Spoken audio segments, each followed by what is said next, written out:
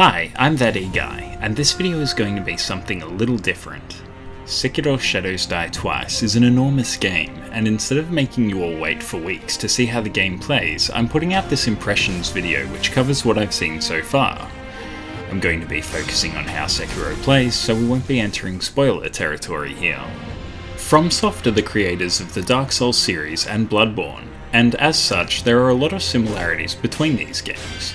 I'll be mentioning some comparisons at times, but I won't assume prior knowledge, so that everyone watching should be fine.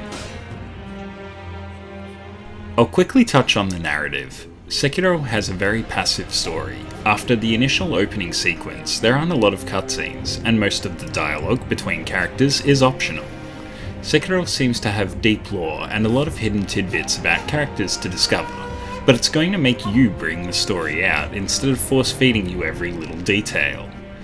There will still be cutscenes during important moments throughout the game, but these are going to be far less frequent than many gamers would be used to if not familiar with developer From Software's storytelling style. Combat is the prime focus in Sekiro. In combat, you can block, deflect, jump, dodge, attack with your sword, and make use of shinobi gadgets. It sounds like there are a lot of options at your disposal, but it all feels like second nature once you become familiar with the game. Sekiro is brutally difficult, with even regular enemies being able to take off a third of your health in a single hit. But this is part of what makes Sekiro so satisfying to play.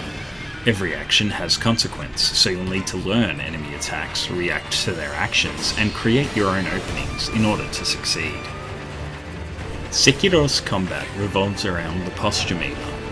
When the enemy's posture has been broken, you are able to perform a death blow attack, which will instantly kill the enemy that you are facing. This posture meter is an absolutely genius piece of game design. If you hit an enemy, they will take health and posture damage. If the enemy is blocking, they still take the posture damage. And if you deflect an enemy's attack, they will also take posture damage. You also have a posture meter, and if yours fills, you too will be knocked off balance, allowing the enemy to get a few good blows in. In Dark Souls, most enemies don't fight smart. They won't block, and more often than not, they have attacks that leave them vulnerable for you to hit them a few times to wear down their health. Dark Souls combat is fun. You need to size up your opponent, learn their attacks, and find openings to strike, but many of the enemies don't really feel like equals. They don't seem to defend themselves, and many of their attacks are slow, leaving them open for that moment for counterattacks. In Sekiro, even the weakest enemies are allowed to be smarter. They can frequently defend your attacks, and they don't need to leave themselves open to counterattacks, because it doesn't matter if you hit them directly or not. You're still wearing them down to perform that killing blow. The end result is that every single encounter feels like a proper sword fight with competent adversaries, which feels incredible. Sekiro's combat is also very reliable and understandable. Every single attack can be blocked and deflected, that is, unless a warning sign appears above Wolf's head, which indicates that it cannot be. These unblockable attacks come in three forms. Stabbing attacks, which can be deflected, sweeping attacks, which can be jumped, and grabs, which can be dodged. Thanks to this, you know with absolute certainty that you can block or deflect that enormous wind-up hit that the enemy in front of you is about to do. But when that warning symbol comes up, you know that you need another strategy, but not exactly what strategy to take. This means that the difficult enemy's attack patterns still need to be learned, and you can't simply use the same strategy to escape every situation. If you are struggling with the basics of combat, Sekiro also provides an NPC that you can train with who will be happy to teach you the basics of dodging, deflecting, and more. These training sessions are optional and can be completed as many times as necessary for the lesson to be learnt. I found this to be a very welcome addition, as in a game as punishing as Sekiro, you rarely want to risk learning new skills against real enemies. Sekiro has a jump button. I know that sounds like a silly statement, but that's something that we really don't have in the Soulsborne games, and it opens up a lot of new options for exploring Sekiro's beautifully detailed environments. Not only can you jump, But you can also wall jump for extra height, grab onto ledges, and shortly after starting the game also gain a grappling hook that can be used to traverse the map quickly and in ways that would otherwise be impossible. There is an incredible amount of freedom in traversing the world, and in true From Software fashion, the maps have been designed incredibly well, with plenty of opportunity for movement options to be utilised in meaningful ways, and I've found a few nice hidden secrets along the way too. I love stealth games. I don't particularly care how complex the AI is. If you let me sneak up behind enemies and take them out, I'm all for it. Enemies in Sekiro have 3 levels of alert. White, meaning that the enemy isn't aware of you at all, yellow, which means that the enemy is suspicious of you, and red, which means the enemy is actively engaging you. If the enemy is able to see you, the alert icon above their head will fill at a rate dependent on how visible you are, and if the icon fills, the enemy moves to the next alertness level. Sekiro's stealth mechanics aren't particularly complex. The enemies won't care if they see a dead ally that wasn't there a moment ago, and many times, even if there is combat happening just around the corner, if they can't see it, they just don't care. The enemies are able to hear sounds, but most sounds seem to fall off after a short distance, so in a lot of cases, enemies that feel close enough won't be hearing the ruckus either. If you're feeling overwhelmed, you can run from combat, then grapple out of danger and wait for things to cool down. Once the enemies can no longer see you, they'll start staring where they saw you last and flounder around for about 20 seconds, and then just return to whatever it was they were doing before you came along. Depending on what you expect out of a stealth game, this might be a bit of an immersion killer for some players, but it allows you to really have fun with the game.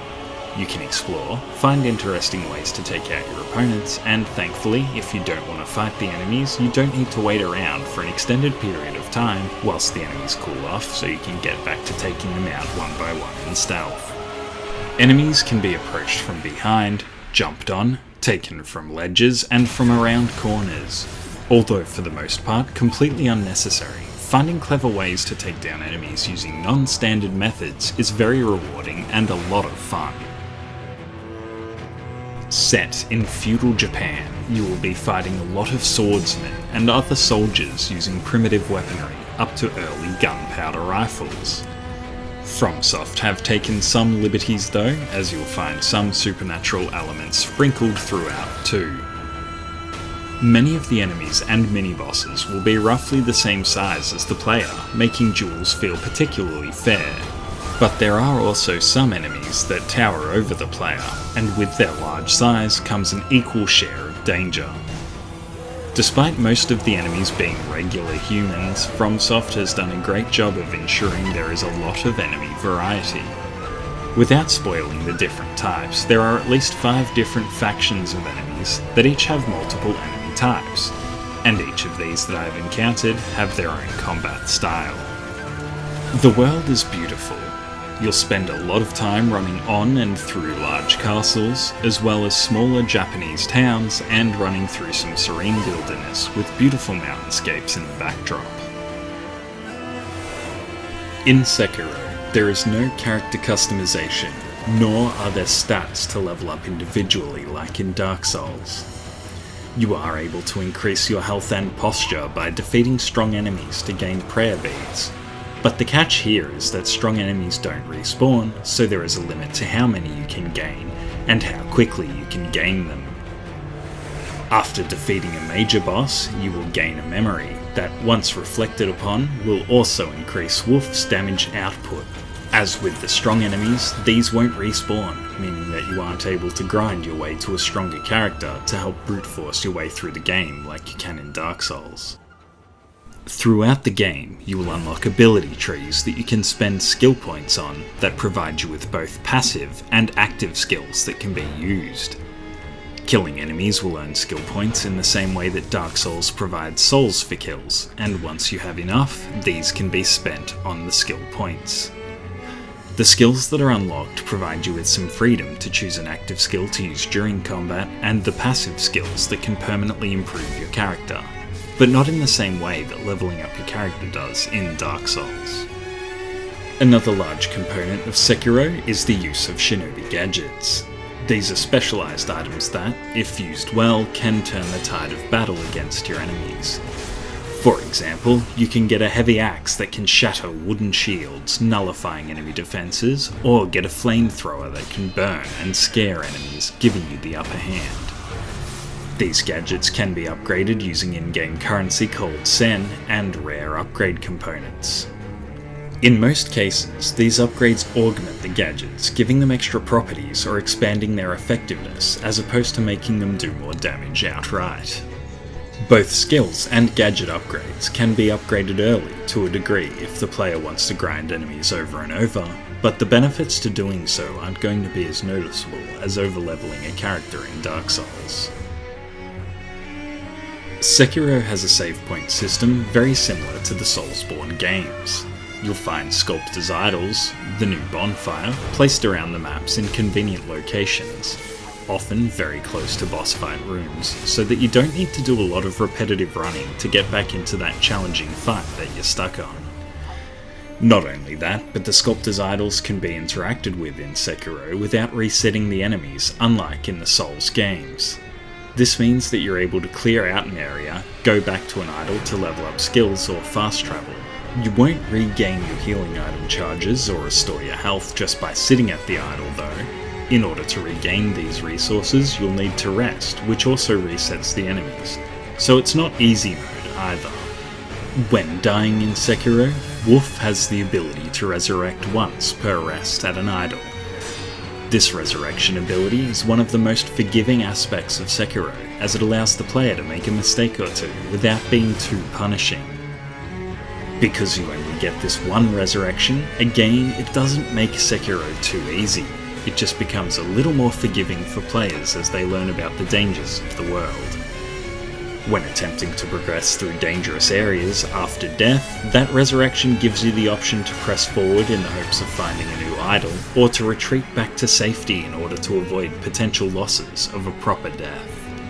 These touches, among others, help make Sekiro one of the most accessible FromSoft games in recent times, and a great entry point into a more challenging game if you've never tried one before. Sekiro Shadows Die Twice is an incredible game so far. Each individual component is fun on its own, and From Software have done an incredible job of combining each of these individual elements together to create a game that is both fun to play and equally challenging. And they managed to do this all whilst remaining player-friendly thanks to several quality of life choices, such as the location of the Sculptor's Idol respawn locations and the resurrection mechanic. I know that we're only early in 2019, but I feel like it's going to be tough to top Sekiro for Game of the Year. I hope you've enjoyed this early impressions review. Please like or share the video if you feel so inclined, or leave a comment and I'll get back to you.